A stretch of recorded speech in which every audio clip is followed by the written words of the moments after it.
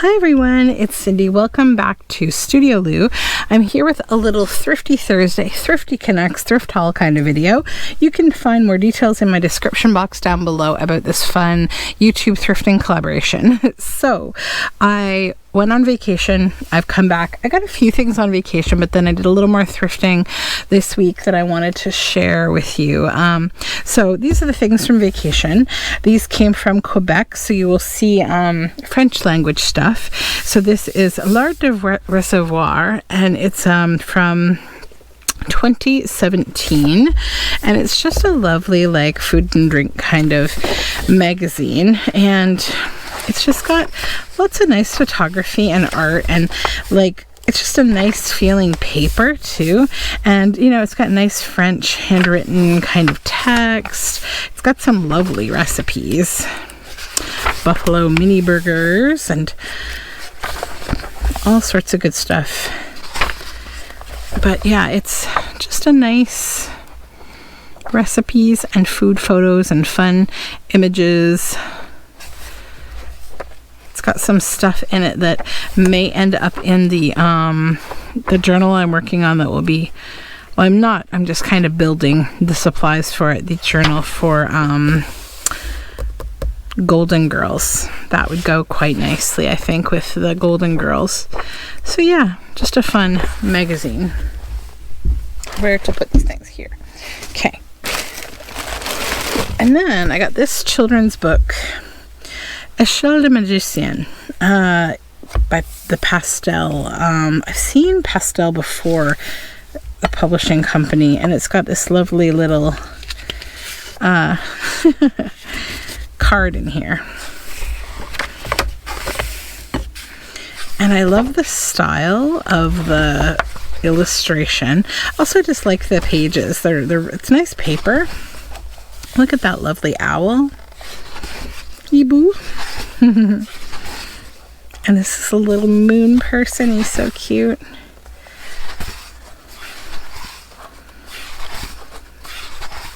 Just some interesting like fables and stories. Very cool art. Yeah, so it's a big children's book. Then this one, this is John Stein or Shine. Oh, I'll see. Ghostly Games. Ghostly Mansion holds many spooky secrets. Help our heroes puzzle them out. So it's like a puzzle book. And I like it because it's Halloween-y. And it's Halloween-y time, right?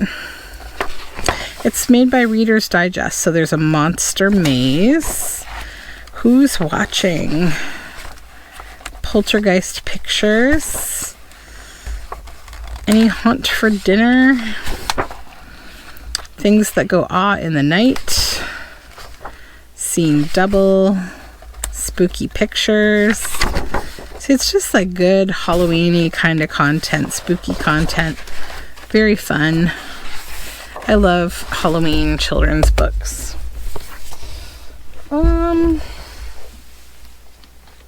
Just gonna put that with my Halloween stash, sorry. Okay, then this wee little one, Hansel and Gretel. So this is obviously Hansel and Gretel in French, and I love the illustration style. It's so cool. See, just really fun. Look at those end papers. Aren't they awesome?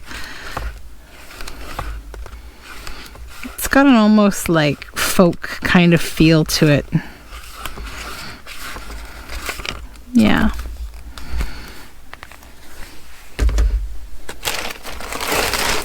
Another children's book, Miss Rumphius. Looks the same, and it's when Alice Rumphius was a little girl, she vowed that when she grew, she would travel the world and live in a house by the sea. There is a third thing you must do, her grandfather told her. You must do something to make the world more beautiful. Miss Rumphius filled her dreams. She saw the world and returned home to live by the sea in Maine, but she wondered what she could do that would make the world more beautiful. For the 30th anniversary of two-time Caldecott winner Barbara Cooney's best-loved book, Viking has reorganized the illustrations from the exquisite original art, which can be seen in the Bowdoin College Museum of Art in Maine. So yeah, I guess this is Barbara Cooney, I assume is from Maine. And I just loved the illustrations. They're beautiful. To St. Nicholas, patron saint of children, sailors, and maidens. That's cute. So it's a lovely story. I want to read it. It looks like a very fun book to read with my daughter, probably tonight because I've got it here. Yeah. So this here is Barbara Cooney. She grew up on Long Island, raised her 4 children in Pepperell, Massachusetts, and spent her final years in the place she loved best, Maine. Ms. Cooney graduated from Smith College before beginning her career as an artist. She was twice awarded the Caldecott Medal for Chanticleer and the Fox and for the Ox Cart Man. So I've definitely got Chanticleer and the Fox. I have that book. And the Ox Cart Man, I think I've seen it, written by Donald Hall. Her books, which include Miss Rumphius, Hattie, and the Wild Waves, and Island Boy, are, she said, the closest to an autobiography that she would ever write. She illustrated over 100 books in her distinguished career. Like Miss Rumphius, Barbara Cooney made the world more beautiful. Oh, that's so nice. So let's just set that here and bring it upstairs for bedtime. Then this book, how beautiful is this? This was in a little free library that's quite near where I stay. It's got this old, I kind of love this old acetate. Like, it's yellowed, you know, and I just think it's really cool. But like, look at the book itself. Like, it's kind of yellowed but not damaged. And it's just beautiful. Le Livre de Bonheur, Marcel Auclair. Beautiful florals, right? Oh, love it. So, and it's got this red text inside. It's from 1959. Look at those pages. Aren't they just amazing? So, like, the book itself, I love, obviously, the cover, but, like, I love these pages.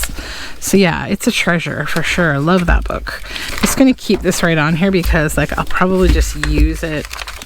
I'll keep it and use it. I mean, often I throw away these book covers, but this one is just different. It's hard to explain. I like it. And this book also came out of the Little Free Library, and also I got one more guidebook that came out of the Little Free Library, but it fell. It's under my seat in the car, and I forgot to grab it. So this is the Golden Wildflowers of North America. Like, this has no business being in a Little Free Library, right? It's beautiful, so I was happy to find that. I always find great books in that particular Little Free Library. I don't know why. Oh, and then I found this at the thrift store. You know, it's just those crayons that are all made up of other old crayons. And I think I'll just give them to my son to play with. That's what I got them for. But hold tight. I'm going to grab my other stuff from my thrifting this week locally. Okay, so this is all from my local recycling center. Margaret Wise Brown's Baby Animals, illustrated by Susan Jeffers. Just got it for the illustrations. Look at that.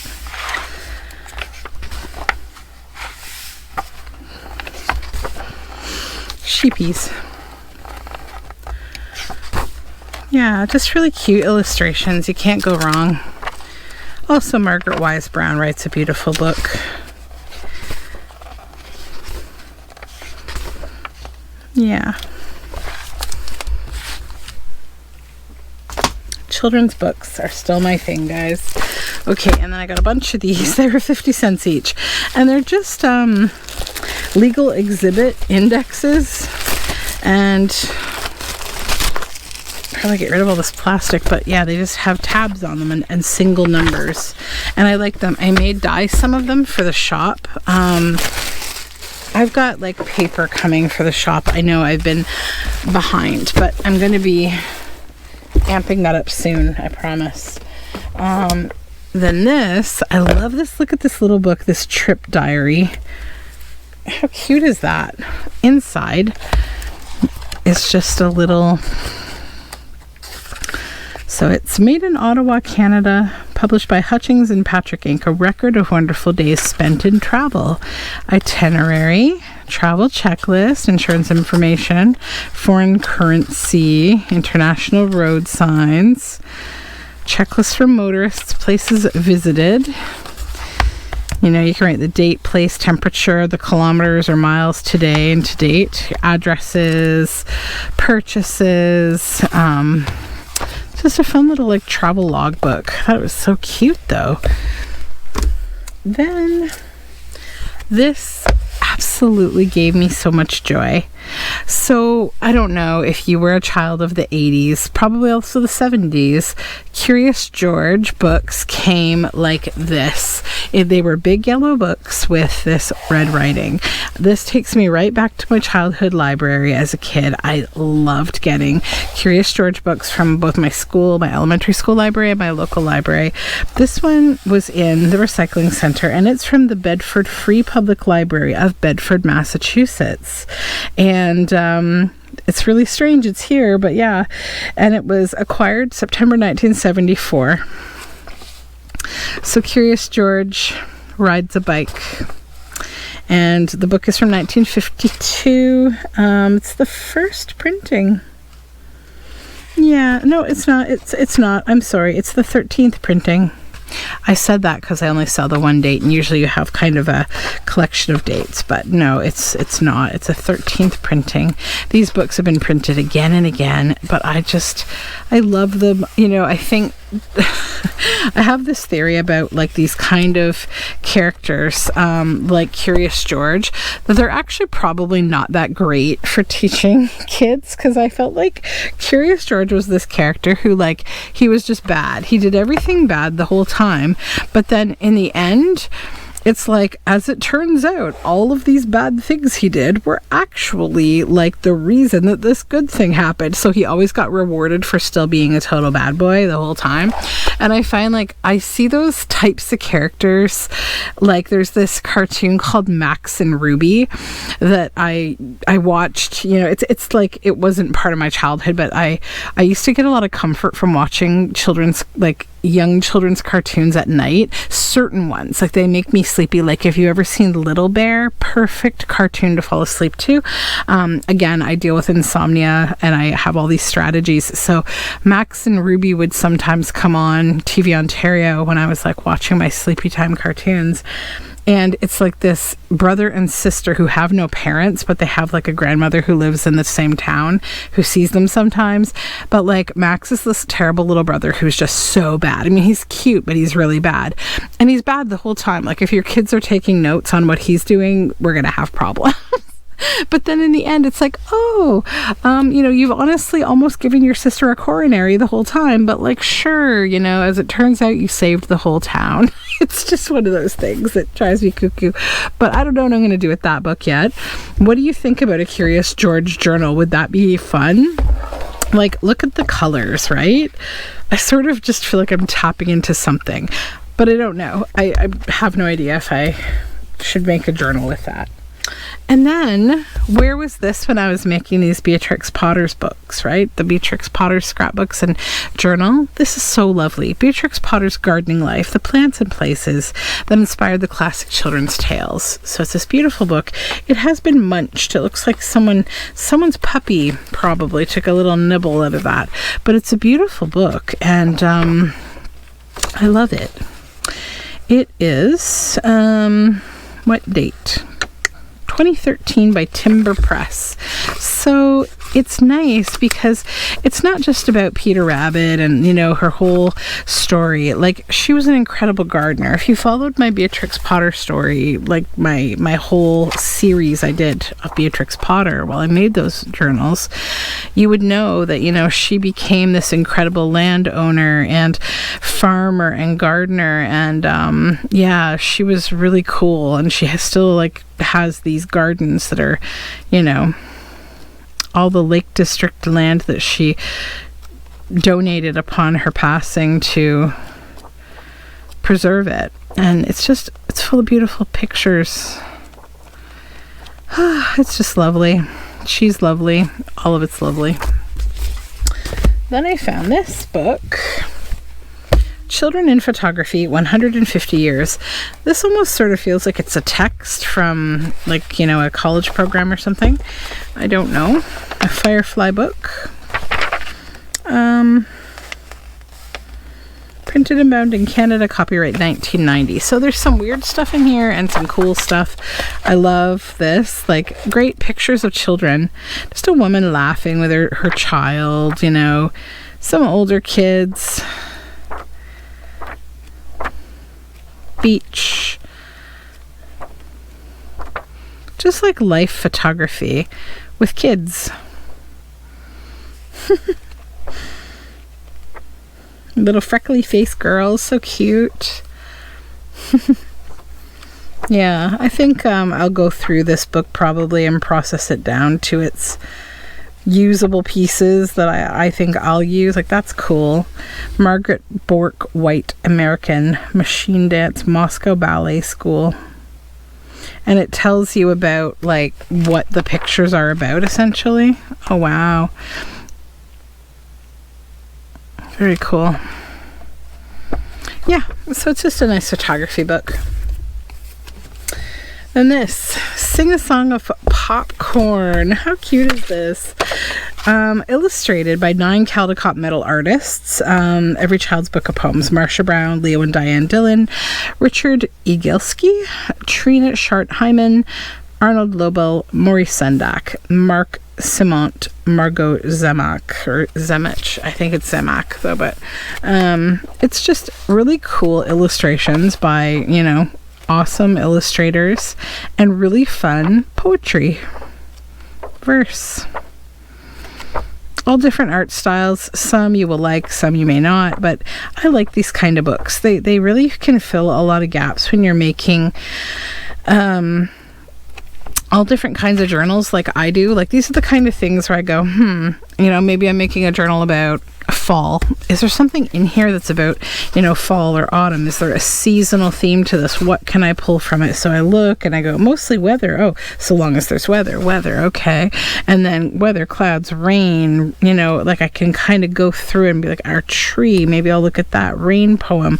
And when I'm building a book, like, these are nice resources to have. You've got spooky poems. So here we are in Halloween, story poems, the gingerbread man. So like maybe during, you know, Christmas, gingerbread cookies or something. Like, you know, you can always fit these kind of books into all sorts of things. Then, you know, I made this series of books recently, the Foxes, with some board books that I used as the covers, and I made Coptic stitch journals. I really fell in love with that style, and so I got a few board books today. So this is an Eric Carle illustrated one, Baby Bear, what do you see? And I thought these would make really nice covers. So I'll be cutting these into, you know, shapes that I like for a cover of a book, and creating some fun journals with these. They're really cute. I'll be filling them with some fun papers too. So that's that one. And then I found this Sesame Street one, Who Am I? And when I flipped it open, the first picture that is that Mr. Hooper? Oh, I still remember Mr. Hooper, like a Cookie Monster. I saw this first and I was like, this will be a great journal cover with Oscar. And then you open it up and he's right there, right? Come on. And then we've got the Count. Yeah. So board books. I'm using board books now. That's a great one. This is like, hey, childhood. There you are. You know, very nice. Which year is that? So this is a golden sturdy book from 1978. And then I found this, just a little dial like kind of thing. It looks like it came off of some kind of a kitchen knickknack. Something had been glued on this, I think. I'm going to see if I can get the glue off, because there's a little like clock back there, so I'll probably scrape off the glue, but that'd be cool on the cover of a book, right? It's metal. Okay, ready? I found some old Congress cards. My husband found them, actually. I shouldn't lie. They were 50 cents. I'm just going to take this off now because I don't want it to stay stuck on here, because I love these old boxes and I like that label a lot. I might just take this label right off this Congress playing cards label and put it right in my labels. Aren't those great?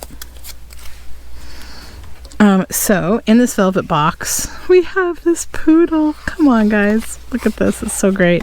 So I'm definitely going to use one of these, at least, in the Golden Girls journal because it's just so funny. Like, look at his smile. Isn't that great?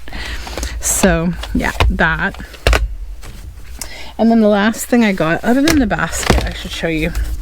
So this is the basket that I got, that I put everything in today, this big basket, because I always need like more baskets for random stuff. And I got this I Am a Little Bear by Francois Crozat. Look at that bird. Isn't that pretty?